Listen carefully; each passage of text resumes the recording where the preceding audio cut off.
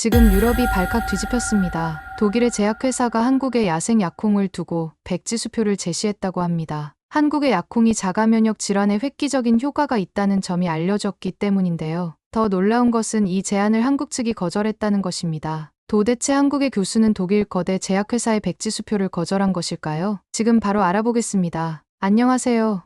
저는 헬레나 슈미트입니다. 독일 베를린에서 온 생명공학 박사예요. 제 인생이 어떻게 180도 바뀌게 됐는지, 그리고 제가 왜 한국을 제 두 번째 고향이라 부르게 됐는지 오늘 여러분께 솔직히 말씀드리려 합니다. 2년 전까지만 해도 저는 제 인생이 완벽하다고 생각했어요. 베를린에 있는 유명 제약회사 베르겐 파마의 연구 디렉터로 매일 아침 커피 한 잔과 함께 최첨단 연구실로 출근했죠. 남편 다니엘과는 15년 동안 사랑하는 결혼 생활을 이어왔고요. 아이는 없었지만 우리는 그것도 우리만의 선택이라 여기며 소박하고 여유로운 삶을 즐겼습니다. 매년 2번의 해외여행, 주말마다 즐기던 클래식 콘서트, 그리고 도심 속 작은 아파트에서 나누던 소소한 대화들, 모든 것이 제자리에 있었어요. 그날은 평범한 화요일이었습니다. 아침에 일어나 평소처럼 다니엘과 아침 식사를 준비하고 있었는데 갑자기 주방에서 무언가 떨어지는 소리가 들렸어요. 돌아보니 다니엘이 바닥에 쓰러져 있었습니다. 얼굴은 하얗게 질려 있었고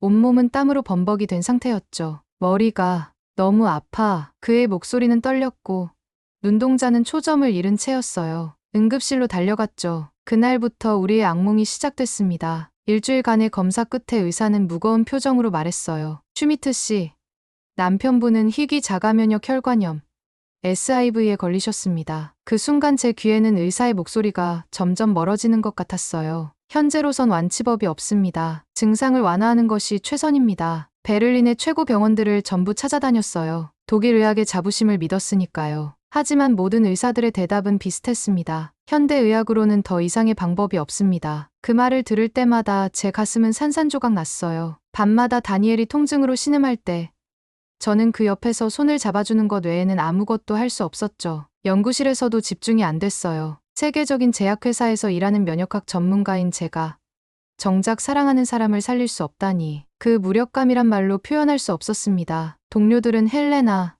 넌 최선을 다하고 있어라고 위로했지만 그 말이 더 가슴을 파고들었어요. 내가 아무리 최선을 다해도 다니엘은 매일 조금씩 더 약해져 갔으니까요. 어느 날 밤, 다니엘이 잠든 사이 저는 창가에 서서 별을 보며 울었습니다. 제 인생에서 가장 소중한 사람이 제 눈앞에서 서서히 사라져가는데 저는 그저 지켜볼 수밖에 없었어요. 그때는 몰랐죠. 제 인생의 전환점이 곧 찾아올 거라는 것을. 그것도 지구 반대편, 제가 한 번도 가보지 않은 나라에서요. 그 나라의 이름은 대한민국이었습니다. 운명이란 참 이상해요. 제 인생을 바꾼 전환점은 평범한 월요일 아침 회의에서 찾아왔습니다. 베르겐 파마의 정기시장 동향 보고였죠. 저는 솔직히 반쯤은 멍한 상태로 앉아 있었어요. 다니엘의 상태가 더 나빠졌거든요. 그런데 갑자기 귀에 들어온 단어가 있었습니다. 한국의 정 교수팀이 발견한 야생 약콩 추출물이 자가면역 질환에 탁월한 효과를 보였다는 연구 결과가 나왔습니다. 그 순간 제 심장이 멈춘 것 같았어요. 마케팅 팀장이 계속 발표를 이어갔지만 제 머릿속은 이미 그 야생콩에 꽂혀 있었죠. 회의가 끝나자마자 저는 자료를 달라고 요청했습니다. 그날 밤, 저는 잠도 자지 않고 그 연구 논문을 분석했어요. 면역학 전문가인 제가 봐도 정말 놀라운 결과였습니다. 특히 혈관염 관련 염증 지표가 현저히 감소했다는 데이터를 보고 눈물이 났어요. 다음 날 아침, 저는 회사 CEO에게 직접 면담을 요청했습니다. 한국의 야생콩 연구 관련해 제안이 있습니다. CEO 마틴은 저를 유심히 바라보더니 말했어요. 헬레나, 사실 우리도 그 콩에 관심 있었어. 우리 회사가 특허와 종자를 확보해야 해. 그리고 그는 저에게 놀라운 제안을 했죠. 한국에 가서 그 종자를 확보해 오게. 성공하면 부사장 자리와 함께 다니엘의 치료비 전액을 회사가 지원하겠어. 집에 돌아와 다니엘에게 이 이야기를 했어요. 그의 눈에 오랜만에 희망의 빛이 돌아왔습니다. 헬레나, 한국. 그래, 가보자. 어차피 여기선 더 나아질 게 없잖아. 다니엘의 목소리에는 오랜만에 활기가 돌았어요. 하지만 제 마음 한편에는 불안함이 자리 잡았습니다. 이게 정말 다니엘을 위한 결정일까? 아니면 회사와 내 커리어를 위한 결정일까? 준비는 빠르게 진행됐어요. 베르겐 파마는 모든 행정적 절차를 처리해줬고 저희는 일주일 만에 한국행 비행기에 올랐습니다. 비행기 안에서 저는 한국어 인사말을 연습했어요. 안녕하세요. 저는 헬레나 슈미트입니다. 발음이 어색했지만 다니엘은 웃으며 제 발음을 따라했습니다. 처음으로 다니엘의 웃음소리를 듣는 것 같았어요. 14시간의 비행 끝에 인천공항에 도착했을 때 저는 이미 지쳐 있었습니다. 그런데 첫인상부터 놀라웠어요. 깨끗하고 현대적인 공항, 질서 정연한 시스템, 친절한 안내원들. 베를린과는 또 다른 종류의 세련됨이 느껴졌죠. 다니엘도 저에게 속삭였어요. 생각보다 훨씬 발전된 나라네. 회사에서 예약해준 호텔로 향하는 택시 안에서 저는 창밖을 내다보며 생각했습니다. 이 낯선 나라에서 정말 다니엘을 위한 희망을 찾을 수 있을까? 서울의 화려한 야경이 창문에 반사된 제 불안한 얼굴을 비추고 있었어요. 그때는 몰랐죠. 이 나라가 저희에게 단순한 치료법이 아닌 완전히 새로운 삶을 선물해 줄 거라는 것을요. 다음 날 아침, 베르겐 파마의 한국 지사장이 찾아와 브리핑을 해줬습니다. 정 교수는 서울대 농업생명과학대학의 권위자입니다. 까다롭고 원칙주의자로 유명하죠. 회사는 백지수표를 준비했습니다. 어떤 조건이든 들어줄 준비가 되어 있어요. 저는 고개를 끄덕였지만 마음속으로는 이상한 위화감이 들었습니다. 마치 제가 무언가를 빼앗으러 온 사람처럼 느껴졌거든요. 그날 오후, 다니엘의 상태를 확인하기 위해 서울의 대학병원을 찾았습니다. 솔직히 기대는 크지 않았어요. 독일 최고의 병원들도 해결책을 찾지 못했는데 하는 생각이었죠. 그런데 병원에 들어서는 순간부터 저는 놀라움의 연속이었습니다. 접수부터가 달랐어요. 디지털 시스템으로 모든 것이 신속하게 처리되었고 5분도 안 되어 접수가 완료됐죠. 베를린에서는 보통 30분은 기다려야 하는데 말이에요. 의사 선생님은 완벽한 영어로 저희와 소통했고 다니엘의 상태를 꼼꼼히 체크했습니다. 독일에서 가져온 검사 결과를 볼 수 있을까요? 저는 USB를 건넸고 의사는 즉시 컴퓨터로 확인했어요. 슈미트 씨, 남편분의 상태는 분명 심각합니다만 우리 병원에서 새로운 치료법을 시도해 볼 수 있을 것 같네요. 그 말에 저는 반신반의했습니다. 하지만 이어진 설명은 논리적이고 명확했어요. 자가면역 혈관염에 대한 새로운 프로토콜을 개발 중인데 임상시험 결과가 매우 유망합니다. 물론 완치는 아니지만 삶의 질을 크게 향상시킬 수 있어요. 다니엘은 그 자리에서 치료를 받기로 했어요. 놀라운 점은 비용이었습니다. 독일에서 받던 치료의 3분의 1 수준이었어요. 게다가 입원실은 마치 호텔 같았죠. 깨끗한 개인실, 최신 의료 장비, 친절한 간호사들. 다니엘은 저에게 속삭였어요. 헬레나, 이곳이 정말 아시아인가?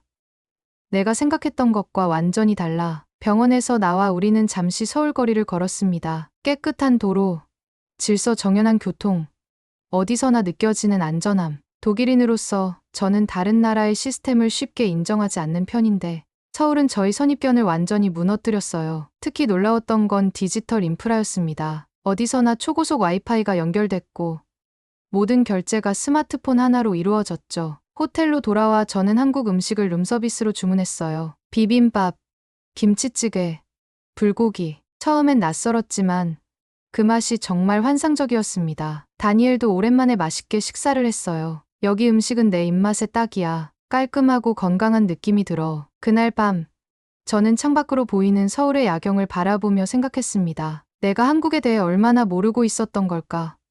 유럽인의 시선으로 아시아를 바라봤던 제 자신이 부끄러웠어요. 다음 날은 정 교수와의 중요한 만남이 있었기에 저는 마음을 가다듬고 잠자리에 들었습니다. 아침이 밝았고 저는 긴장된 마음으로 서울대학교 농업생명과학대학으로 향했어요. 캠퍼스는 현대적인 건물과 아름다운 자연이 조화를 이루고 있었죠. 정 교수의 연구실 문을 두드릴 때 제 심장은 마구 뛰고 있었습니다. 이 만남이 다니엘의 생명과 제 커리어를 결정할 테니까요. 문이 열리고 60대 초반의 단정한 남성이 저를 맞이했습니다. 슈미트 박사님, 어서 오세요. 독일에서 오시느라 고생 많으셨겠네요. 정 교수의 따뜻한 미소와 유창한 영어의 긴장이 조금 풀렸어요. 연구실 안으로 들어가자 벽면에는 다양한 식물 표본들이 진열되어 있었고 한쪽에는 최첨단 실험 장비들이 놓여 있었습니다. 커피 한 잔 어떠세요? 정 교수는 직접 커피를 내려주었습니다. 그 정성스러움에 저는 약간 당황했어요. 독일에서는 보통 연구 디렉터에게 이런 대접을 하지 않거든요. 커피를 마시며 자연스럽게 대화가 이어졌고 저는 점점 이한국 교수에게 호감을 느꼈습니다. 그의 연구에 대한 열정, 학문적 깊이, 그리고 겸손한 태도가 인상적이었어요. 대화가 흐르다 결국 본론에 들어갔습니다. 저는 조심스럽게 회사의 제안을 꺼냈어요. 정 교수님, 베르겐 파마는 교수님의 야생 약콩 연구에 깊은 관심을 가지고 있습니다. 저희는 글로벌 제약회사로서 이 혁신적인 연구를 전 세계에 알릴 수 있는 역량이 있어요. 저는 준비해온 서류를 건넸습니다. 그 안에는 백지수표와 특허 공동 등록 제안, 그리고 연구비 지원 계획이 들어있었죠. 정 교수는 서류를 꼼꼼히 읽더니 천천히 고개를 들었어요. 그의 표정이 바뀌었습니다. 따뜻한 미소는 사라지고 단호한 눈빛으로 변했어요. 슈미트 박사님, 이 제안은 받아들일 수 없습니다. 순간 저는 귀를 의심했어요. 이런 거절은 예상하지 못했거든요. 베를린에서 회사 임원들은 돈만 많이 준비해가라. 학자들은 다 똑같다라고 했었는데 당황스러워하는 저에게 정 교수는 차분히 설명을 이어갔습니다. 이 야생콩은 우리 조상들이 수천 년 동안 지켜온 한국의 종자입니다. 청양고추처럼 종자 주권을 팔 수는 없어요. 아시겠지만 종자는 단순한 상품이 아닙니다. 한 민족의 식량 안보와 직결된 국가 자산이죠. 저는 재빨리 대응했어요. 하지만 교수님, 이 연구를 통해 수많은 환자들이 혜택을 받을 수 있습니다. 글로벌 기업과의 협력은 연구를 가속화할 수 있어요. 그러자 정 교수의 대답이 날카로웠습니다. 슈미트 박사님, 당신도 과학자로서 알고 계시잖아요. 이건 단지 비즈니스가 아닙니다. 이것은 윤리적 문제예요. 종자를 특허로 독점하면 약값은 천정부지로 오르고 정작 필요한 환자들은 접근하기 어려워집니다. 우리는 다른 방식으로 협력할 수 있어요. 그 순간 저는 묘한 충격을 받았습니다. 제가 지금까지 회사 논리에 갇혀 있었다는 사실을 깨달았어요. 과학자 대 과학자로서의 대화를 기대했는데 정작 제가 기업의 입장만 대변하고 있었던 거죠. 복잡한 감정이 밀려왔습니다. 한편으론 회사의 임무를 실패했다는 불안감, 다른 한편으론 정 교수의 원칙에 대한 존경심. 그렇다면 다른 협력 방안은 어떤 것이 있을까요? 제 목소리가 살짝 떨렸어요. 정 교수는 부드럽게 미소 지었습니다. 임상 연구 협력은 얼마든지 환영합니다. 하지만 종자 자체를 넘기거나 특허를 독점하는 방식은 안 됩니다. 그리고 잠시 망설이더니 말을 이었어요. 슈미트 박사님, 당신이 이곳에 온 진짜 이유가 궁금합니다. 회사의 임무를 수행하러 온 것인지 아니면 다른 이유가 있는지. 제 심장이 쿵 내려앉았어요. 정 교수는 제 상황을 눈치챈 걸까요? 저는 잠시 침묵했습니다. 그리고 결심했어요. 솔직하게 말하기로. 사실 제 남편이 희귀 자가면역 혈관염으로 고통받고 있습니다. 교수님의 연구가 마지막 희망이에요. 정 교수의 눈빛이 달라졌습니다. 그는 깊은 숨을 내쉬더니 말했어요. 이제 이해가 됩니다. 하지만 원칙은 지켜야 합니다. 회사로 돌아가서 제 입장을 전해주세요. 그리고 그는 제 손을 잡았습니다. 남편분의 상태가 걱정되네요. 다음에 다시 찾아오세요. 개인적으로 도울 수 있는 방법을 생각해 보겠습니다. 연구실을 나오며 저는 혼란스러웠어요. 회사의 임무는 실패했지만 정 교수의 말에서 희망을 느꼈습니다. 호텔로 돌아가는 길, 저는 처음으로 깨달았어요. 이 여정이 단순히 회사의 임무가 아니라 제 자신과 다니엘, 그리고 제 양심에 관한 것임을. 그리고 저는 어쩌면 가장 중요한 선택의 기로에 서 있다는 것을요. 그날 밤 호텔 방에서 저는 회사에 정 교수의 거절 소식을 전했습니다. 베르겐 파마의 CEO 마틴은 영상통화로 분노를 감추지 않았어요. 헬레나, 우리는 그냥 물러설 수 없어. 계획 B를 실행하겠어. 한국 언론을 통해 정 교수에게 압박을 가할 거야. 희귀병 환자들의 치료를 막는 이기적인 학자로 몰아가는 전략이야. 그 말을 듣는 순간 제 가슴 속에서 무언가 크게 울렸습니다. 지금까지 회사를 위해 많은 일을 해왔지만 이건 명백히 윤리적으로 잘못된 일이었어요. 정 교수의 단호함 뒤에 숨겨진 진정한 원칙이 무엇인지 이제야 제대로 이해했거든요. 마틴, 그건 옳지 않아요. 정 교수는 단지 자국의 종자 주권을 지키려는 것뿐이에요. 그의 관점에서는 이해할 수 있는 입장이죠. 제 목소리는 떨렸지만 단호했습니다. 마틴은 차갑게 대답했어요. 헬레나, 당신은 연구자로 뽑은 거지.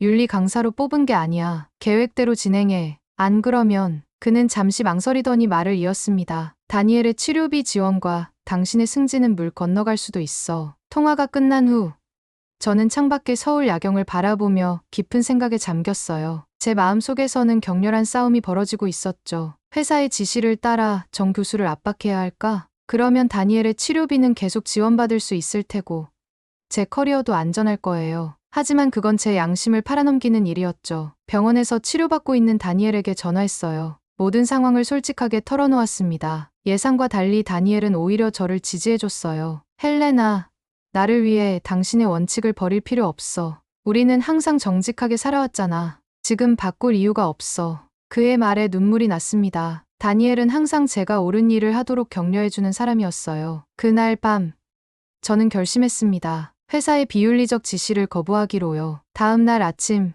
저는 용기를 내어 마틴에게 다시 전화했습니다. 마틴, 죄송합니다만 저는 정 교수에게 그런 압박을 가할 수 없어요. 그건 연구자로서의 제 양심에 맞지 않습니다. 마틴의 반응은 즉각적이었어요. 헬레나, 당신은 해고야. 지금 당장 다니엘의 치료비 지원도 중단하겠어. 한국에서의 모든 비용도 더 이상 회사가 책임지지 않아. 48시간 내에 베를린으로 돌아오길 바라. 전화가 끊기고 저는 침대에 주저앉았습니다. 갑자기 모든 것이 무너진 느낌이었어요. 15년간 일해온 직장, 경제적 안정, 다니엘의 치료, 모든 것을 잃었습니다. 그런데 이상하게도 마음은 오히려 가벼웠어요. 마치 오랫동안 짊어지고 있던 무거운 짐을 내려놓은 것 같은 느낌이었죠. 다니엘에게 상황을 알렸더니 그는 침착하게 말했습니다. 헬레나, 괜찮아. 우리는 함께야. 이 나라에서 새로운 시작을 할 수도 있잖아. 난 여기 병원이 마음에 들어. 그리고 그는 잠시 망설이더니 말했어요. 사실 이곳에서 내 상태가 조금씩 나아지고 있어. 독일에서보다 훨씬. 그 말에 저는 희망을 품었습니다. 맞아요. 모든 것이 끝난 게 아니었어요. 우리에겐 아직 선택권이 있었죠. 몇 시간 동안 저희는 앞으로의 계획을 논의했어요. 남은 돈으로 어떻게 서울에서 지낼지, 어떻게 다니엘의 치료를 이어갈지. 불확실하고 두려웠지만 우리는 함께였습니다. 다음 날, 저는 다시 정 교수를 찾아갔어요. 모든 상황을 솔직하게 털어놓았습니다. 회사와의 결별, 다니엘의 상태, 그리고 저희의 불확실한 미래까지. 정 교수는 깊은 침묵 속에서 제 이야기를 경청했습니다. 그리고 말했어요. 슈미트 박사님, 당신의 선택을 존경합니다. 원칙을 지키기 위해 그런 희생을 감수하다니. 이제 당신은 진정한 과학자로서 제 앞에 서 계시네요. 그의 말에 마음이 따뜻해졌습니다. 처음으로 제가 정말 옳은 선택을 했다는 확신이 들었어요. 정 교수는 제 손을 꼭 잡더니 생각지도 못한 제안을 했어요. 슈미트 박사님, 제 연구실에서 일해보시겠어요? 당신 같은 면역학 전문가가 필요했거든요. 정식 채용은 아니지만 연구비에서 소정의 사례를 해드릴 수 있습니다. 그 순간 저는 눈물을 참을 수 없었어요. 절망적인 상황에서 누군가 손을 내밀어 준다는 건 말로 표현할 수 없는 감동이었습니다. 정말 감사합니다, 교수님. 기회를 주셔서 감사해요. 그날부터 저희 부부의 한국 생활이 본격적으로 시작됐어요. 호텔을 나와 서울 외곽의 작은 원룸으로 이사했습니다. 독일의 넓은 아파트와 비교하면 훨씬 작았지만 깨끗하고 아늑했어요. 특히 놀라웠던 건 건물의 보안 시스템이었습니다. 디지털 도어락, 24시간 CCTV, 경비원까지. 베를린에서는 상상도 못할 수준의 안전함을 느꼈어요. 다니엘은 서울의 대학병원에서 계속 치료를 받았습니다. 독일과 비교해 의료비가 훨씬 저렴했어요. 같은 치료를 받는데 베를린에서는 한 달에 3,000 유로가 필요했다면 서울에서는 1,000 유로면 충분했죠. 게다가 의사와 간호사들의 세심한 관리는 정말 감동적이었어요. 예약 시간을 철저히 지키고 상세한 설명을 해주고 작은 증상 변화도 놓치지 않았습니다. 정 교수 연구실에서의 일은 제게 새로운 활력을 주었어요. 처음엔 단순한 분석 업무부터 시작했지만 곧 제 전문성을 인정받아 중요한 프로젝트에 참여하게 됐습니다. 특히 야생 약콩의 면역 조절 성분을 분리하는 연구에서 제 면역학 지식이 큰 도움이 됐어요. 연구실 동료들은 저를 따뜻하게 맞아주었습니다. 처음엔 언어 장벽이 있었지만 그들은 인내심을 가지고 영어로 소통해 주었고 저도 틈틈이 한국어를 배우기 시작했어요. 안녕하세요. 감사합니다. 맛있어요. 간단한 인사말부터 시작해서 조금씩 한국어 실력을 키워나갔죠. 서울 생활에서 또 하나 놀라웠던 건 대중교통이었어요. 깨끗하고 정확한 지하철, 어디서나 탈 수 있는 버스. 차가 없어도 전혀 불편함이 없었습니다. 스마트폰 하나로 모든 교통편을 확인하고 결제할 수 있다는 게 정말 편리했어요. 한 달이 지나자 다니엘의 상태에 놀라운 변화가 나타났습니다. 염증 수치가 눈에 띄게 감소했고 통증도 줄어들었어요. 의사는 한국 생활이 스트레스를 줄여준 것 같다고 했지만 저는 다른 이유가 있다고 생각했어요. 바로 정 교수님이 몰래 건네주신 콩물 추출물이었죠. 정 교수님은 공식적으로는 종자를 넘겨줄 수 없지만 개인적으로 다니엘의 상황을 안타깝게 여겨 소량의 콩물 추출물을 제공해 주셨어요. 이건 공식적인 약이 아니니 보조제 정도로 생각하세요라고 말씀하셨지만 그 효과는 분명했습니다. 서울에서의 생활은 경제적으로 훨씬 편했어요. 집세는 베를린의 절반 수준이었고 식비도 저렴했습니다. 특히 시장에서 신선한 야채와 과일, 생선을 사는 건 정말 즐거웠어요. 시장 상인들은 저희 같은 외국인에게 특별히 친절했고 종종 덤까지 주셨죠. 서비스예요. 서비스. 라는 말을 배우게 됐어요. 어느 날 저녁 한강공원을 산책하다가 다니엘이 말했습니다. 헬레나, 이상하게도 여기서 더 편안함을 느껴. 고향 같다고 할까? 저도 같은 감정이었어요. 이 낯선 나라가 어느새 제2의 고향처럼 느껴지고 있었거든요. 그날 밤 한강의 야경을 배경으로 저희는 서울에 더 오래 머물기로 결정했습니다. 이제 이곳은 단순한 치료를 위한 장소가 아닌 새로운 삶을 시작하는 땅이 되었어요. 3개월이 흘렀습니다. 다니엘의 상태는 믿을 수 없을 정도로 개선됐어요. 염증 수치는 거의 정상 범위로 내려왔고 통증도 대부분 사라졌죠. 의사들조차 놀라워했어요. 슈미트 씨, 이런 빠른 회복은 정말 드문 경우입니다. 무언가 특별한 치료를 받으셨나요? 물론 저는 정 교수님의 콩물 추출물에 대해 말할 수 없었어요. 대신 한국의 음식과 생활 방식이 도움이 된 것 같아요 라고 대답했죠. 사실 그것도 틀린 말은 아니었어요. 한국의 발효식품과 채소 위주의 식단, 그리고 스트레스 없는 환경이 분명 도움이 됐으니까요. 어느 날 정 교수님이 연구실로 저를 불렀습니다. 슈미트 박사, 좋은 소식이 있어요. 우리 연구팀이 야생 약콩의 활성 성분을 안정화하는 데 성공했어요. 이제 임상시험을 준비할 단계입니다. 저는 기뻐하며 물었어요. 정말 훌륭한 성과네요. 그런데 왜 저에게 특별히 알려주시는 건가요? 정 교수님은 미소를 지으며 말했습니다. 당신을 우리 정식 연구원으로 초빙하고 싶어요. 당신의 면역학 지식이 이 연구에 큰 힘이 될 겁니다. 서울대학교에서 정식 연구 계약을 제안합니다. 그 말을 듣는 순간 제 눈에서 눈물이 흘렀어요. 베를린에서 모든 것을 잃었다고 생각했는데 이제 새로운 기회가 찾아온 거죠. 그것도 제가 진심으로 존경하게 된 과학자와 함께 일할 수 있는 기회였습니다. 교수님, 정말 감사합니다. 이 기회를 놓치고 싶지 않아요. 저는 기쁨에 벅차 대답했어요. 그날 저녁, 저는 다니엘에게 이 소식을 전했습니다. 그의 반응도 예상 밖이었어요. 헬레나, 나도 좋은 소식이 있어. 오늘 병원에서 한국인 의사 선생님이 내게 영어 과외를 부탁하셨어. 의학 논문을 영어로 쓰는데 도움이 필요하다고. 저희 부부는 마주보며 웃었어요. 몇 달 전만 해도 절망 속에 있었는데 이제는 두 사람 모두 새로운 시작점에 서 있었거든요. 그날 밤 우리는 작은 원룸에서 소주와 치킨으로 새 출발을 축하했습니다. 한국식 치맥 문화에 이미 푹 빠져 있었거든요. 연구실에서 정식으로 일하게 되면서 저는 야생 약콩의 비밀을 더 깊이 이해하게 됐어요. 이 콩에는 독특한 플라보노이드 복합체가 있었는데 이것이 자가 면역 반응을 조절하는 놀라운 능력을 가지고 있었죠. 특히 SIV 같은 혈관염에 특효가 있었어요. 더 놀라운 건 한국의 연구 방식이었습니다. 베르겐 파마에서는 항상 얼마나 빨리 약을 시장에 내놓을 수 있는가에 초점을 맞췄다면 여기서는 얼마나 안전하고 효과적인 치료법을 개발할 수 있는가에 중점을 두었어요. 이런 철학적 차이가 제 마음을 사로잡았습니다. 정 교수님과 함께 일하면서 저는 한국의 연구 윤리에 깊은 감명을 받았어요. 모든 과정이 투명했고 연구 결과는 동료들과 공유됐죠. 이익보다 환자의 복지를 우선시하는 문화가 있었어요. 처음엔 낯설었지만 점점 이것이 진정한 과학의 모습이라고 느끼게 됐습니다. 어느 날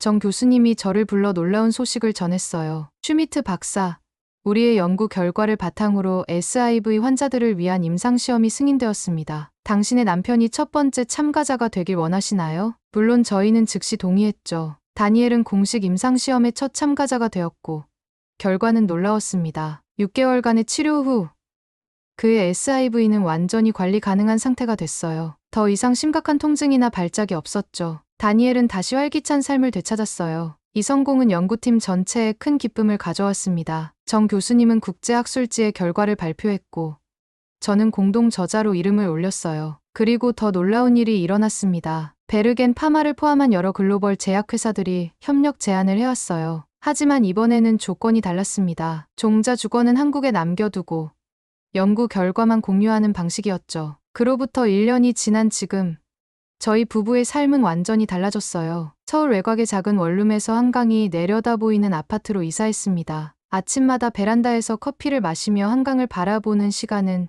제 하루의 소중한 시작이 되었어요. 다니엘은 완전히 회복되어 이제는 서울국제학교에서 영어 선생님으로 일하고 있습니다. 그것도 정규직으로요. 아이들을 가르치는 일이 그에게 새로운 열정을 불러일으켰어요. 저는 서울대학교 연구팀의 핵심 멤버가 되었습니다. 야생 약콩 연구는 이제 국제적인 주목을 받고 있어요. 특히 저희가 개발한 콩생명이라는 치료제는 임상 3상을 성공적으로 마치고 곧 시장에 출시될 예정이죠. 가장 자랑스러운 점은 이 약이 매우 저렴한 가격으로 공급될 거라는 사실이에요. 정 교수님의 원칙대로 특허권은 공공기관에 귀속되어 누구나 접근할 수 있게 했거든요. 한국 생활에 완전히 적응한 저희는 이제 귀화를 진지하게 고려하고 있어요. 다니엘은 이미 한국어 중급 과정을 마쳤고 저도 기초 회화는 어느 정도 가능해졌습니다. 안녕하세요. 저는 헬레나입니다. 한국에서 살고 있어요. 라고 말하면 한국 사람들은 항상 환하게 웃으며 반겨주시죠. 가끔 베를린 생각이 나기도 하지만 후회는 없어요. 오히려 그때의 선택이 저희에게 새로운 인생을 선물해줬다고 생각합니다. 돈과 명예를 쫓다가 잃어버렸을 수도 있는 소중한 가치들. 그리고 다니엘의 건강까지. 모든 것을 한국에서 되찾았으니까요. 정 교수님과는 이제 가족 같은 사이가 되었습니다. 주말이면 종종 그의 가족과 함께 식사를 하고 한국의 명소들을 방문하곤 해요. 지난 추석에는 정 교수님 고향인 전라도 시골 마을에 초대받아 전통 명절을 경험했는데 그 따뜻한 인정과 풍요로운 음식들은 정말 잊을 수 없는 경험이었어요. 저희 한국 생활 소식이 독일에도 알려졌나 봐요. 얼마 전 베를린에서 오랜 동료가 연락해왔어요. 헬레나, 내가 한국에서 성공했다는 소식 들었어. 베르겐 파마는 지금 난리야. 내가 개발에 참여한 치료제로 인해 회사 주가가 떨어졌거든. 그 소식을 듣고 다니엘과 함께 한참을 웃었습니다. 인생의 아이러니라고 할까요? 한국 생활에서 가장 감사한 건 안전함과 편리함이에요. 밤늦게 혼자 돌아다녀도 두렵지 않고 모든 것이 디지털화되어 있어 생활이 너무 편리하죠. 특히 의료 시스템은 정말 감탄할 만해요. 다니엘의 정기 검진을 위해 병원에 가면 모든 절차가 신속하고 정확하게 이루어지거든요. 예약 시간을 정확히 지키는 문화, 꼼꼼한 진료, 깨끗한 시설, 이런 것들이 이제는 당연하게 느껴져요. 며칠 전 독일 유명 과학 저널에서 인터뷰 요청이 왔어요. 독일 출신 과학자가 한국에서 이룬 성공 스토리라는 제목으로 기사를 쓰고 싶다고 하더군요. 인터뷰어는 제게 물었어요. 슈미트 박사님, 한국에서의 생활이 어떤가요? 문화적 차이로 힘들지 않나요? 저는 진심으로 대답했습니다. 처음엔 적응하기 어려웠지만 지금은 오히려 한국이 더 편해요. 사실 이곳에서 진정한 선진국이 무엇인지 배웠습니다. 단순히 GDP나 기술의 문제가 아니라 사람을 중심에 두는 문화, 원칙과 정직을 지키는 사회, 그리고 서로를 배려하는 마음. 이런 것들이야말로 진정한 선진국의 모습이 아닐까요? 창밖으로 보이는 서울의 야경을 바라보며 저는 감사함을 느껴요. 이 도시는 제게 두 번째 삶을 선물해줬으니까요. 다니엘은 건강을 되찾았고 저는 진정한 과학자로서의 가치를 찾았으며 우리 부부는 새로운 고향을 얻었습니다. 백지수표를 거절했던 그날 제 인생이 완전히 바뀌었어요. 그리고 그 선택이 저를 이토록 행복한 곳으로 인도해 주었다는 사실에 매일 감사하며 살고 있습니다. 여러분, 오늘의 이야기가 어떠셨나요? 원칙을 지키는 것이 때로는 모든 것을 잃는 것처럼 보이지만 결국 더 큰 행복으로 이어질 수 있다는 걸 보여드리고 싶었어요. 한국에서 찾은 제 행복이 여러분에게도 작은 희망이 되었으면 좋겠습니다. 이 영상이 마음에 드셨다면 좋아요와 구독 부탁드려요. 그리고 혹시 비슷한 경험이 있으시거나 궁금한 점이 있으시다면 댓글로 남겨주세요. 여러분의 이야기도 듣고 싶습니다. 감사합니다. 여러분, 다음 영상에서 또 만나요.